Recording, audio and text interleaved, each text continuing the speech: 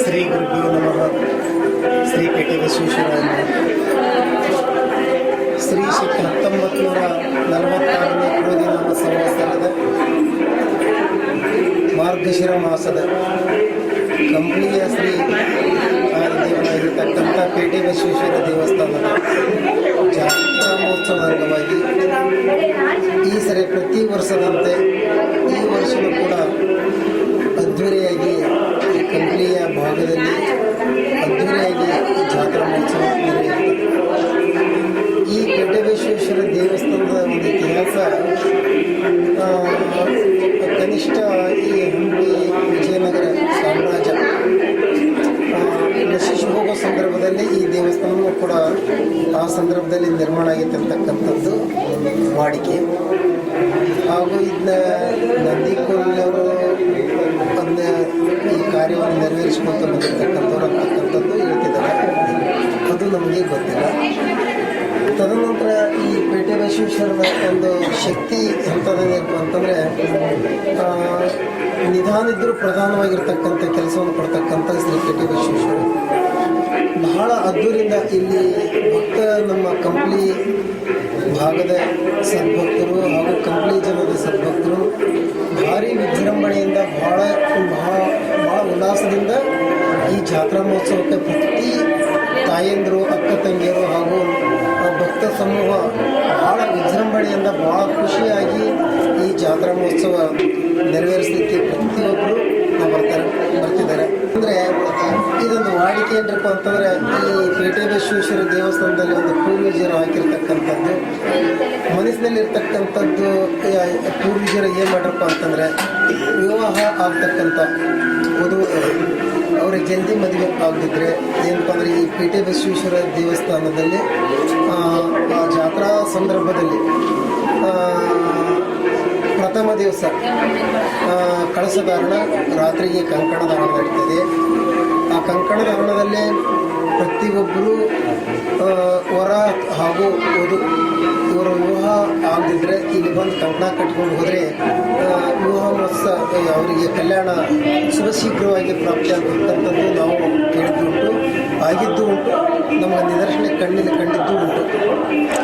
ಹಾಗೆ ಈ ಇತಿಹಾಸ ಇಲ್ಲಿ ಭಕ್ತಿ ಹೆಂಗದಿರಪ್ಪ ಅಂತಂದರೆ ಭಾಳ ಶ್ರದ್ಧಾ ಭಕ್ತಿಯಿಂದ ನಮ್ಮ ಶ್ರೀ ಪೇಟೆ ಬಸವೇಶ್ವರ ದೇವಸ್ಥಾನದ ಅಧ್ಯಕ್ಷರು ಹಾಗೂ ಕಾರ್ಯಕಾರಿ ಮಂಡಳಿ ಸದಸ್ಯರು ಭಾಳ ವಿಜೃಂಭಣೆಯಿಂದ ಯಾರೂ ಬೇಜಾರಿದ್ದಾಗೆ ಪ್ರತಿಯೊಂದು ಪ್ರಥಮದಲ್ಲಿ ಕಳಸಧಾರಣ ಆದರೆ ಸಾಯಂಕಾಲ ಕಂಕಣ ಧಾರಣ ಎಲ್ಲ ದೇವರುಗಳಿಗೆ ಬಸವಣ್ಣಿಗೆ ನೀಲಮ್ಗೆ ಎದುರು ಬಸವಣ್ಣಿಗೆ ಮಠಕ್ಕೆ ಹಾಗೂ ಎರಡು ತೇರುಗಳಿಗೆ ಕಂಕಣ ಕಟ್ಟಿ ಬಂದು ತದನಂತರ ಬಂದಿರತಕ್ಕಂಥ ಎಲ್ಲ ಜನ ಸಮೂಹದಲ್ಲಿ ಮದುವೆ ಆಗ್ತಕ್ಕಂಥವ್ರು ಎಲ್ಲರೂ ಕಂಕಣ ಕಟ್ಟಿಸ್ಕೊಂಡು ಹೋಗ್ತಿದ್ದಾರೆ. ಆವತ್ತು ರಾತ್ರಿಯಿಂದ ಬಲಿ ಅಂದರೆ ದೇವರಿಗೆ ಬಲಿಯನ್ನು ಹಾಕಿ ಬರ್ತಕ್ಕಂಥದ್ದು.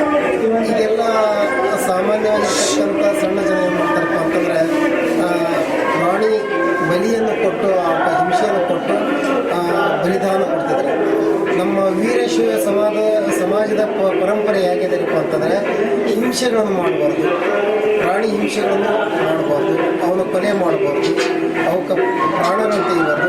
ಅದರ ಸಲುವಾಗಿ ಆ ರೂಪದಲ್ಲಿ ದೇವರಿಗೆ ನೈವೇದ್ಯನ ಕೊಡ್ತಕ್ಕಂಥದ್ದು ಅನ್ನದಾನದಿಂದ ಎಲ್ಲ ದೇವರಿಗೆ ಹೋಗಿ ಎಡೆಯನ್ನು ಮುಟ್ಟಿಸಿ ಬರ್ತಕ್ಕಂಥ ಒಂದು ಸಂಪ್ರದಾಯ ಭಾಳ ಚೆನ್ನಾಗಿದೆ. ತದನಂತರ ಮರನೇ ದಿವಸ ಬಲಿಯನ್ನು ಹಾಕೊಂಡು ಬರ್ತಕ್ಕಂಥದ್ದು.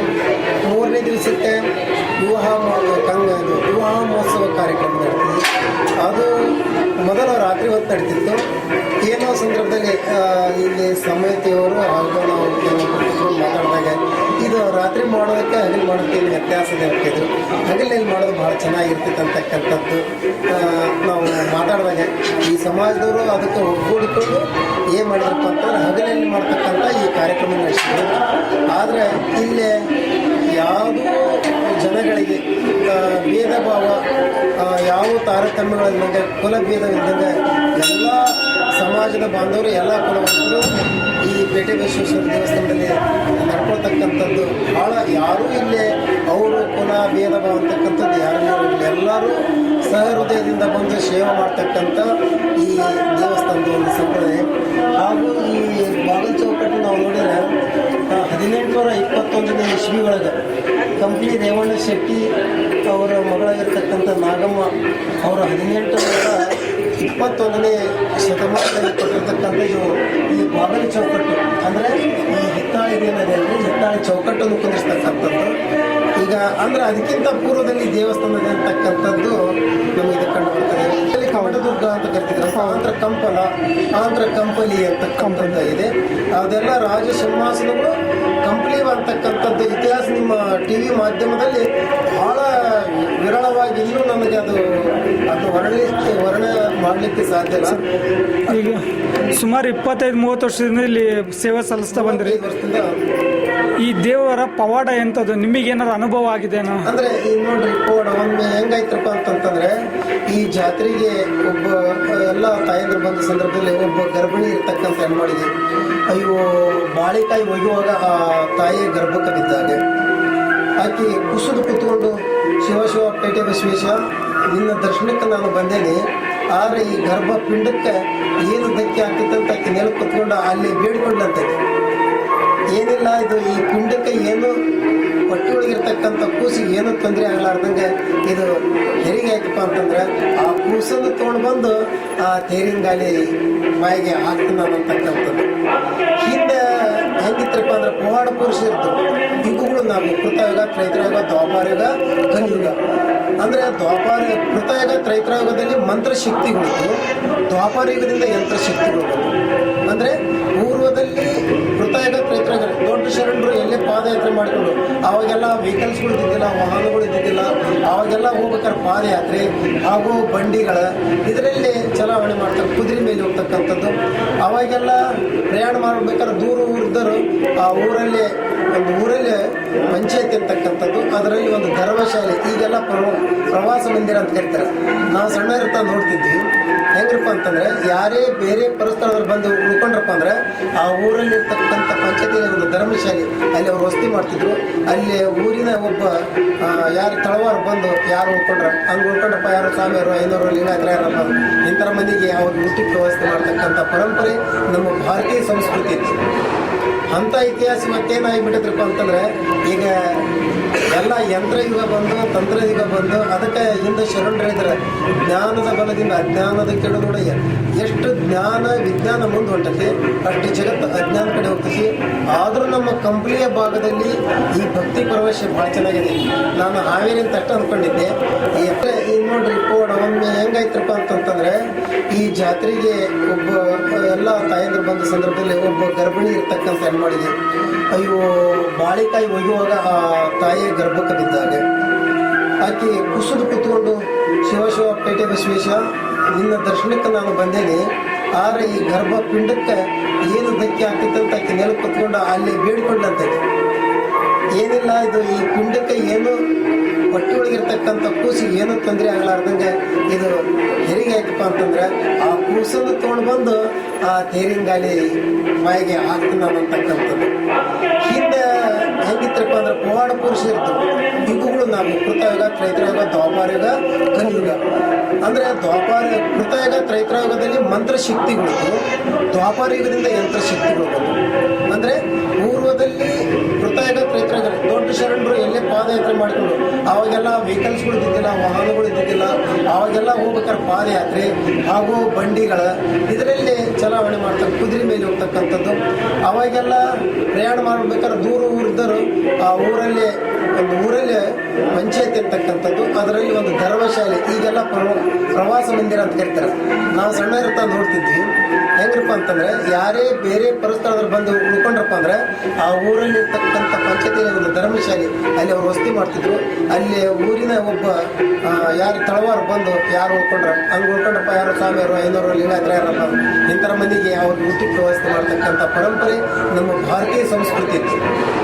ಅಂಥ ಇತಿಹಾಸ ಇವತ್ತೇನಾಗಿಬಿಟ್ಟಿದ್ರಪ್ಪ ಅಂತಂದ್ರೆ ಈಗ ಎಲ್ಲ ಯಂತ್ರಯುಗ ಬಂದು ತಂತ್ರಯುಗ ಬಂದು ಅದಕ್ಕೆ ಹಿಂದೆ ಶರಣರು ಹೇಳಿದ್ರೆ ಜ್ಞಾನದ ಬಲದಿಂದ ಅಜ್ಞಾನದ ಕೆಡುಗೊಡೆಯ.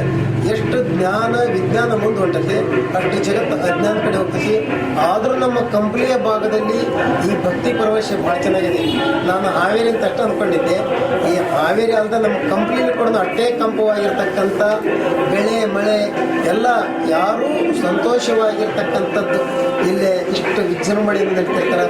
ಆದ್ರೂ ನೋಡ್ರಿ ಶರಣರ ಅವಾಗೆಲ್ಲ ಹೋಗ್ಬೇಕಾರೆ ಒಂದು ಹೊಳಿ ತುಂಬಿ ಹರಿತಿತ್ತಪ್ಪ ಅಂದರೆ ಆ ತಮ್ಮ ಕಮಂಡಲದಲ್ಲಿ ಇರ್ತಕ್ಕಂಥ ನೀರನ್ನು ಮಂತ್ರಿಸಿ ಆ ಗಂಗಾ ಮಾತಿ ಹೋಗ್ಬಿಟ್ರೆ ಆ ಕಡೆಯಿಂದ ಆ ಕಡೆ ಈ ಕಡೆಯಿಂದ ಈ ಕಡೆ ಅವ್ರಿಗೆ ದಾರಿ ಮಾಡಿಕೊಡ್ತಕ್ಕಂಥ ಇಂಥ ಒಂದು ನಮ್ಮ ಭಾರತೀಯ ಸಂಸ್ಕೃತಿ ಎಂತ ಇರಪ್ಪ ಅಂತಂದರೆ ಇದಕ್ಕೆ ಮೊದಲಾಗ ಭಾರತ ಅಂತ ಕರಿತಿದ್ದಲ್ಲ ಸಂಸ್ಕೃತಿ ಭಾರತ ಅಂತ ಕರಿತಿದ್ರು ಅಂತಕ್ಕಂಥ ನಮ್ಮದು ಮ್ಯಾಪ್ನಲ್ಲಿ ನೋಡಿದ ಭಾಳ ಖುಷಿ ಇತ್ತು. ನಮ್ಮ ಸಂಪತ್ತನ್ನು ಚೀನೀರು ದೋಚಿಕೊಂಡು ಹೋದ್ರಂತಕ್ಕಂಥದ್ದು ಇತಿಹಾಸದಲ್ಲಿದೆ. ಆದರೂ ಎಷ್ಟೋ ಪರಕೀಯರು ನಮ್ಮ ಮೇಲೆ ದಾಳಿ ಮಾಡಿದ್ರು ನಮ್ಮಲ್ಲಿ ಧರ್ಮ ಇರೋದ್ರಿಂದ ನಮ್ಗೆ ಯಾವುದೂ ತೊಂದರೆ ಆಗ್ತಾ ಇಲ್ಲ. ಮುಂದೆ ನಮ್ಮ ಪೇಟೆ ಬಸವೇಶ್ವರ ದೇವಸ್ಥಾನದಿಂದ ಸಮಾಜಕ್ಕೆ ನಾಡಿಗೆ ನಮ್ಮ ಎಲ್ಲ ಜನ ಸುತ್ತೋಮಕ್ಕೆ ಎಲ್ಲರಿಗೂ ಒಳ್ಳೆಯದಾಗಲಿ ಸಮೃದ್ಧಿ ಆಗಲಿ ಅವರ ಮನಸ್ಸಿನಲ್ಲಿರ್ತಕ್ಕಂಥ ಇಷ್ಟಾರ್ಥಗಳನ್ನು ಈಡೇರಿಸ್ಕೊಡ್ತಕ್ಕಂಥ ಶಕ್ತಿ ಈ ನಮ್ಮ ಗ್ರಾಮದ ಪೇಟೆ ಬಸವೇಶ್ವರ ದೇವರ ಅನುಗ್ರಹದಿಂದ ಯಾವುದೇ ನಾಡಿಗೆ ಮಳೆ ಬೆಳೆ ಸಮೃದ್ಧಿ ಕೊಟ್ಟು ಎಲ್ಲರಿಗೂ ಆರೋಗ್ಯ ಶ್ರೀ ಸಂಪತ್ತನ್ನು ಕೊಟ್ಟು ಆ ಪೇಟೆ ಬಸವೇಶ್ವರನ ಅನುಗ್ರಹದಿಂದ ಎಲ್ಲರಿಗೂ ಸಮೃದ್ಧಿ ಸಂಪತ್ತು, ಅವರ ಆರೋಗ್ಯದ ಸಂಪತ್ತು, ಮಕ್ಕಳ ಆರೋಗ್ಯದಲ್ಲಿ ಅವರ ವಿದ್ಯಾಭ್ಯಾಸದಲ್ಲಿ ಕೂಡ ಸಮೃದ್ಧಿ ಕೊಡಲಿ. ಆ ಪೇಟೆ ಬಸವೇಶ್ವರನ ಪ್ರತಿ ವರ್ಷ ಕೂಡ ಹೆಚ್ಚಿನ ರೀತಿಯೊಳಗೆ ವಿಜೃಂಭಣೆಯಿಂದ ನಡ್ಕೊಂತ ಹೋಗ್ತದೆ. ಈ ಪೇಟೆ ಬಸವೇಶ್ವರ ದೇವಸ್ಥಾನ ಅಧ್ಯಕ್ಷರು ಕೂಡ ಹೆಂಗ್ರಪ್ಪ ಅಂದ್ರೆ ಒಂದು ಸ್ತಂಭವಾಗಿ ನೋಡಿದೆ ಅವರಲ್ಲಿ ಕೂತ್ಕೊಂಡಿದಾರ. ಈ ಪಲ್ಲಕ್ಕಿ ಹಳ್ಳಿ ಬರೋವರೆಗೂ ಕೂಡ ಒಬ್ಬರೇ ಯಾರಿದ್ರೇನು ಬಿಟ್ರೇನು ಅವರೊಬ್ಬರೇ ಕೂತ್ಕೊಂಡು ಅವರೆಲ್ಲ ಪಲ್ಲಕ್ಕಿ ಬರೋಮಟ ಪಲ್ಲಕ್ಕಿ ಬಂದು ಈ ಸ್ಥಾನಕ್ಕೆ ಬಿಟ್ಟ ನಂತರ ಅದೆಷ್ಟೇ ಬೆಳಿಗ್ಗೆ ಬರಲಿ 12 ಗಂಟೆಗೆ ಬಂದ ನಂತರ ಅವರೆಲ್ಲ ತಾವು ಎಲ್ಲ ಈಗ ಹೌದು. ಇದೊಂದು ಏನೋ ಹಿಂದೆ ಸಂಪ್ರದಾಯವಾಗಿ ಆ ದೇವಸ್ಥಾನದಲ್ಲೇ ಅದು ಯಾವ ರೀತಿಯಿಂದ ಅದನ್ನ ಹಿಂದೆ ಪೂರ್ವಜರು ಅದನ್ನ ಹಾಕೊಂಡು ನಿಂತಿರೋ ಗೊತ್ತಿಲ್ಲ. ಆದರೂ ಏನಪ್ಪ ಅಂದರೆ ಇಲ್ಲೊಂದು ಒಂದು ಧರ್ಮದ ಸಂಕೇತವಾಗಿ ಅಂದರೆ ಎಲ್ಲರಿಗೂ ಒಂದು ಈ ನಮ್ಮ ಈ ದೇವಸ್ಥಾನ ಧರ್ಮದ ಬಗ್ಗೆ ಎಲ್ಲರಿಗೂ ಒಂದು ಭಕ್ತಿ ಭಯ ಇರಲಿ ಅಂತಕ್ಕಂಥದ್ದು ಆ ವಿವಾಹ ಮಹೋತ್ಸವ. ದೇವನೊಬ್ಬ ನಾಮ ಹಲವು ಅಂದರೆ ದೇವನೊಬ್ಬ ನಾಮ ಹಲವು. ನಾವೇನ್ರಪ್ಪ ಅಂತಂದರೆ ಯಾವ ರೀತಿಯಿಂದ ಒಂದು ಹೆಣ್ಣು ಒಂದು ಗಂಡು ಹೌದಲ್ರಿ, ಯಾವ ರೀತಿಯಿಂದ ಒಂದು ಈ ಭಕ್ತಿಪೂರ್ವಕವಾಗಿ ನಮ್ಮ ಜನಕ್ಕೆ ಒಂದು ಒಳ್ಳೆಯದಾಗಲಿ, ಈ ರೂಪದಿಂದ ಜನಕ್ಕೆ ಒಂದು ಸಮೃದ್ಧಿ ಸಿಗಲಿ, ಈ ವಿವಾಹ ಮಹೋತ್ಸವ ಅಂತಕ್ಕಂಥದ್ದು ಎಲ್ಲರಿಗೂ ಇದರಲ್ಲಿ ಖುಷಿ ಪಟ್ಟುಕೊಂಡು ನಮ್ಮ ನಾಡಿನಲ್ಲಿ ಎಲ್ಲರೂ ಒಂದಾಗಿ ಚೆಂದಾಗಿ ಬಾಳ್ತಕ್ಕಂಥದ್ದು ಯಾವುದೂ ಭೇದ ಭಾವ ಇದ್ದಾಗ ನಾನು ಕಂಪ್ನಿಗಳು ನೋಡ್ತಾ ಇದ್ದೀನಿ. ಇವತ್ತು ನಮ್ಮ ಹಿಂದೂಗಳಾಗಲಿ ಇಸ್ಲಾಂ ಧರ್ಮದವರಾಗಲಿ ಕೂಡ ಭಾವೈಕ್ಯತೆಯಿಂದ ನಡೀತಾರೆ. ನಾನು ಕೆಲವು ಕಡೆ ನೋಡ್ತಿದ್ದೆ ಗಲಾಟೆಗಳು ಆಗ್ತಿರ್ತೀವಿ. ಇಲ್ಲಿ ನಮ್ಮ ಕಂಪ್ನಿ ನಾಡಿನಲ್ಲಿ ಅಂತ ಗಲಾಟೆ ಮಾಡ್ತಕ್ಕಂಥ ಇಸ್ಲಾಂ ಧರ್ಮದವರಾಗಿರಲಿ ಅಥವಾ ನಮ್ಮ ಹಿಂದೂಗಳಾಗಿರಲಿ ಎಲ್ಲರೂ ಒಂದಾಗಿ ಚೆಂದಾಗಿ ಭಾಳ ಚೆನ್ನಾಗಿ ಈ ದೇವಸ್ಥಾನ ಜಾತ್ರಾ ಮಹೋತ್ಸವದಲ್ಲಿ ಕೂಡ ಅವರು ಎಲ್ಲರೂ ಪಾಲ್ಗೊಳ್ತಾರೆ. ಒಟ್ಟಾರೆಯಾಗಿ ದೇವರೊಬ್ಬರು ನಾಮ ಹಲವು ಅನ್ನೋಂಗೆ ಎಲ್ಲ ಜಾತಿಯವರು ಭಾವೈಕ್ಯತೆ ಪ್ರತೀಕವಾಗಿ ಈ ಜಾತ್ರಾ ಮಹೋತ್ಸವ ಆಚರಣೆ ಮಾಡ್ತಾರೆ. ಬಸವಣ್ಣವ್ರು ಹೇಳಿದ್ದಾರೆ, ಕೊಲ್ಲುವವನೇ ಮಾದಿಗನಯ್ಯ ಹೊಲಸು ತಿಂಬುವವನೇ ಒಲೆಯ ಕುಲವೇನು ಆ ಒಂದಿನ ಕುಲವೇನು ಸಕಲ ಜೀವಾತ್ಮರಿಗೆ ಲೇಸನ್ನು ಬಯಸುವ ಕೂಡಲ ಸಂಬಂಧ. ಅಂದರೆ ನಾವು ಮಾಡ್ಕೊಂಡಿರ್ತಕ್ಕಂಥದ್ದು ಕುಲ ಅಂದರೆ ಬಸವಣ್ಣವರೇನು ಕೊಲ್ಲುವವನೇ ಮಾದಿಗನೇ ಅಂದರೆ ಅವನು ಹೊಲಸು ತಿಂತಕ್ಕಂಥವನು ಪ್ರಾಣಿ ಹಿಂಸೆಯನ್ನು ಮಾಡ್ಕೊಳ್ತಕ್ಕ ಸಣ್ಣ ಸಣ್ಣ ಕುಲದವನಪ್ಪ, ಅವನು ದೊಡ್ಡ ಕುಲದವಂತ ಕುಲ ಭೇದ ಭಾವ ಅಂತಕ್ಕಂಥದ್ದು ನಮ್ಮ ಯಾರು ನಮ್ಮ ಕಂಪ್ನಿಗಳು ನೋಡ್ತೀವಿ ನಾವು ಮಾಡ್ಕೊಂಡಿರ್ತಕ್ಕಂಥದ್ದು ಕುಲ ಜಾತಿಗಳು, ಒಂದು ಹೆಣ್ಣು ಒಂದು ಗಂಡು. ಆರೇನಪ್ಪ ಅಂದ್ರೆ ನಮ್ಮ ಭಾರತೀಯ ಸಂಸ್ಕೃತಿಯಲ್ಲಿ ಒಂದಿನ ಬಂದಿದೆ. ಆದರೆ ಯಾರು ದೊಡ್ಡವರಲ್ಲ, ಯಾರು ಸಣ್ಣವರಲ್ಲ, ಎಲ್ಲರೂ ಸಮಾನಾಂತರದಲ್ಲಿ. ಆದರೆ ನಾವು ಎಲ್ಲರಿಗೂ ಗುರು ಹಿರಿಯರಿಗೆ ನಮ್ಮ ಭಾರತೀಯ ಸಂಸ್ಕೃತಿ ಅಂತಪ್ಪ ಅಂದರೆ ಗುರು ಹಿರಿಯರಿಗೆ ಗೌರವಿಸ್ಕೊಂಡು ಅವರಿಗೆ ತೆಗ್ಗಿ ಬುದ್ಧಿ ನಡೀತಕ್ಕಂಥ ಇದು ನಾಡು. ಅಂಥ ನಾಡಿನಲ್ಲಿ ಇವತ್ತು ನಮ್ಮ ಯುವಕರು ಬಹಳ ಕೆಡ್ತಾ ಇದ್ದಾರೆ. ಅದು ಕೆಡಬಾರದು. ನಮ್ಮ ಯುವಕರು ಇಂಥ ಧರ್ಮ ಕಾರ್ಯಗಳಲ್ಲಿ ಅವರು ಮುಂದಾಗಿ ಇಂಥ ಧರ್ಮದ ಒಂದು ಜಾಗೃತಿಯನ್ನು, ಒಂದು ಸಮಾಜವನ್ನು ಒಳ್ಳೆ ಒಂದು ನೋಡ್ರಿ, ನಾಳೆ ರಥೋತ್ಸವ ನಡೀತದೆ. ಆ ರಥ ಈ ಬಸವಣ್ಣದೊಂದು ಪಾದಗಟ್ಟಿ ಇರ್ತದೆ, ಅಲ್ಲಿಂದ ಹಿಡ್ಕೊಂಡು ಆ ಕೂಲಿಕಟ್ಟಿ ಬಸವೇಶ್ವರ ಗುಡಿವರೆಗೆ ಅಂದರೆ ಏನ್ರಿ ಈ ಗುಡಿದು ಕಟ್ಟಿ ಬಸವೇಶ್ವರ ಬಸವಣ್ಣ, ಆ ಕಡೆ ಕೂಲಿಕಟ್ಟಿ ಬಸವೇಶ್ವರ ನೀಲಮ್ಮ ತಾಯಿದು ಅಂತಕ್ಕಂಥದ್ದು. ಅಲ್ಲಿ ಮಠ ನೀಲಮ್ಮನ ತೇರು ಅಲ್ಲಿ ಮಠ ಹೋಗಿ ಬರ್ತದೆ. ಈ ಏನಿದು ರಥೋತ್ಸವ ಎಷ್ಟು ಸರಳವಾಗಿ ಆ ಪಾದಗಟ್ಟಿ ಮುಟ್ಟಿ ಹಳ್ಳಿ ಬಂದು ನಿಂತ್ಕೊತದೆ. ಆ ವರ್ಷದ್ದು ಆ ಊರಿಗೆ ಎಷ್ಟು ಸರಳವಾಗಿ ಆ ಸ್ಥಾನಕ್ಕೆ ಬಂದು ನಿಂತ್ಕೊಂತೈತಲ್ಲ ಅಷ್ಟೇ ಸರಳವಾಗಿ ನಮ್ಮ ದೇಶಕ್ಕೆ ನಮ್ಮ ನಾಡಿಗೆ ಯಾವುದೂ ಕೊರೆ ಇಲ್ಲದಂಗೆ ನಡೆಸ್ಕೊಳ್ತಾ ಹೋಗ್ತಕ್ಕಂಥ ಎಷ್ಟು ಸುಲಭವಾಗಿ ಬಂದು ನಿಂತ್ಕೊಂತ ಬಂದರೆ ಆ ವರ್ಷದ ಅಷ್ಟೇ ನಮಗೆಲ್ಲ ಸಮೃದ್ಧಿ ಸಂಪತ್ತುಗಳು ಸಿಗ್ತದೆ ಅಂತಕ್ಕಂಥ ಮನೋಭಾವ ಇದರಲ್ಲಿ ಇನ್ನೂ ಸಾಕಷ್ಟು ಹೇಳ್ಬೇಕಪ್ಪ ಅಂತಂತಾರೆ ಸಾಕಷ್ಟು ಇದೆ. ಏನಪ್ಪ ಅಂದ್ರೆ ನಮ್ಮ ನಾಡಿಗೆ ನಮ್ಮ ದೇಶಕ್ಕೆ ಇನ್ನೂ ಹೆಚ್ಚಿನ ರೀತಿಯಲ್ಲಿ ನಮ್ಮ ಎಲ್ಲ ಜನ ಸಮೂಹ ಒಗ್ಗಟ್ಟಾಗಿ ಚೆನ್ನಾಗಿ ಹೋಗ್ಲಿ ಅಂತಕ್ಕಂಥ ಆ ಪೇಟೆ ವಿಶ್ವೇಶ್ವರ ದೇವರಲ್ಲಿ ಎಲ್ಲರಿಗೂ ಒಳ್ಳೆಯ ಮನಸ್ಸು ಒಳ್ಳೆಯ ಶಕ್ತಿಯನ್ನು ಕೊಟ್ಟು ಒಳ್ಳೆಯ ದಾರಿ ಒಳಗೆ ಹೋಗ್ತಕ್ಕಂಥ ಧರ್ಮ ಕಾರ್ಯಗಳಲ್ಲಿ ಕೂಡ ಒಳ್ಳೆಯ ಭಾವನೆಯಿಂದ ನಡ್ಕೊಳ್ತಕ್ಕಂಥ ಶಕ್ತಿ ಎಲ್ಲ ಕುಲ ಬಾಂಧವರಿಗೆ ಬರಲಂತಕ್ಕಂಥದ್ದು ಹೇಳಿ ಈ ಎರಡು ನನ್ನ ಮಾತುಗಳನ್ನು ಆ ಪೇಟೆ ವಿಶ್ವೇಶ್ವರ ಪಾದಕ್ಕೆ ಅರ್ಪಣೆ ಮಾಡ್ತಾರೆ. ನಿಮ್ಮ ಹೆಸರು ಅರ್ಚಕರು? ನಮ್ಮ ಹೆಸರು ಚಂದ್ರಶೇಖರಯ್ಯ ಕಂಬಾಳಿ ಮಠ ಅಂತ.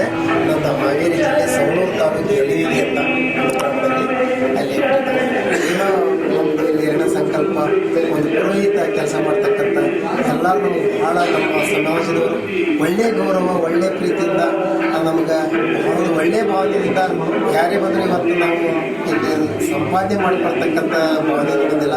ನಮಗೂ ಅರಿಯಿಲ್ಲ ಚೆನ್ನಾಗಿದೆ.